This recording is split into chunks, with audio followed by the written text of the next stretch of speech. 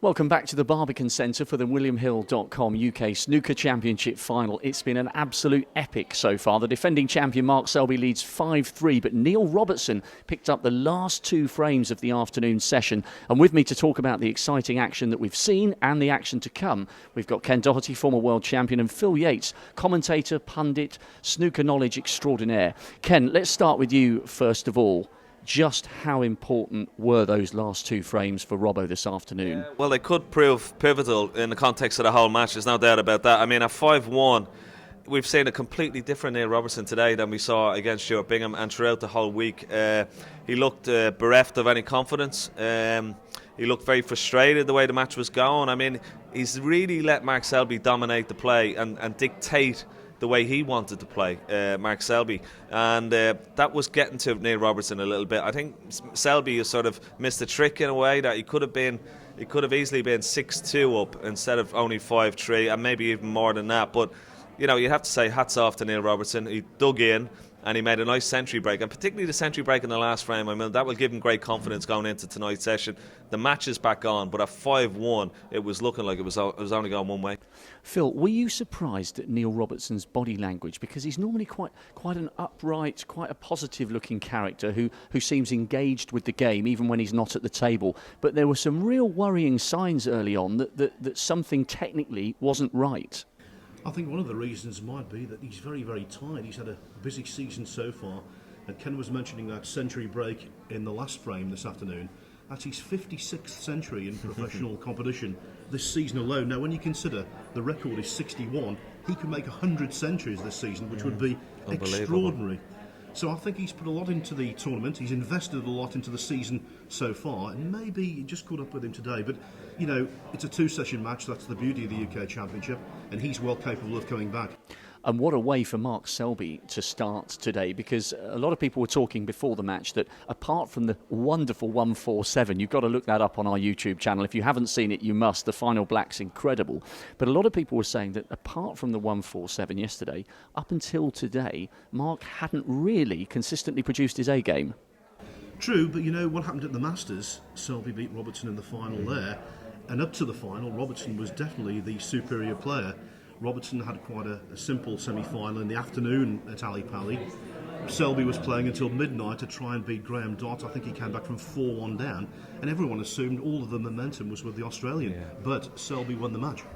He has an innate sort of capability, Selby, of playing so well, even not playing so well, but winning when he's not playing his best.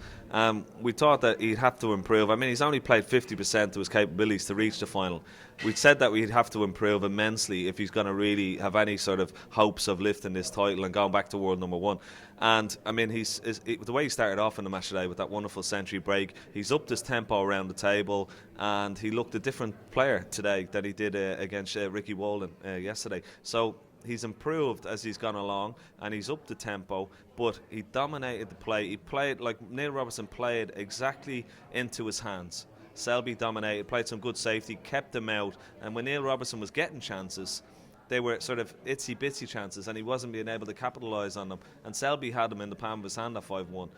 But as I said, Neil Robertson is well back in this match. There's a lot to play for. I mean, we said that this match might go all the way, 10-8, 10-9. It still has 10-8, 10-9 written all over it. You know, 6-1 for Selby to win 10-9, 7-1 for Robertson to win 10-9. And for me, I think there's only going to be one or two frames in it at the end.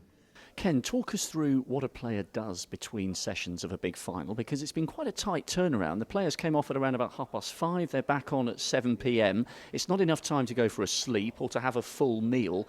Yeah. What's the routine when you've only got, say, an hour and a half or probably an hour and 15 minutes before you've got to get back into position? Well, I think that handily, you know, the hotel is quite nearby. That it's just in walking distance. I'm sure the lads will have got back into the hotel, just relaxed, maybe had a light meal, not something too heavy, but maybe a little bit of pasta or something like that, and just to keep them going, because they'll need all the energy they can muster up for tonight, because if it does go the distance, you know, they're going to get very, very tired towards the end. And Phil said, you know, it already has been a long season. These guys have played lots of matches, so the tiredness factor and the fitness factor may come into it in the end. So they really need to rest as much between the matches. As you said, they don't get much time back to the hotel, probably back over at about 7:15, maybe 7:20, with only about 10 or 15 minutes to spare, and back into the action again tonight.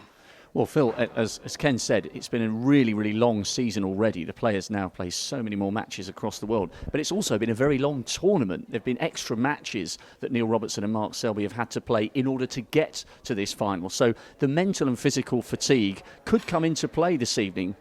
It's a mini World Championship, isn't it? Almost 2 weeks.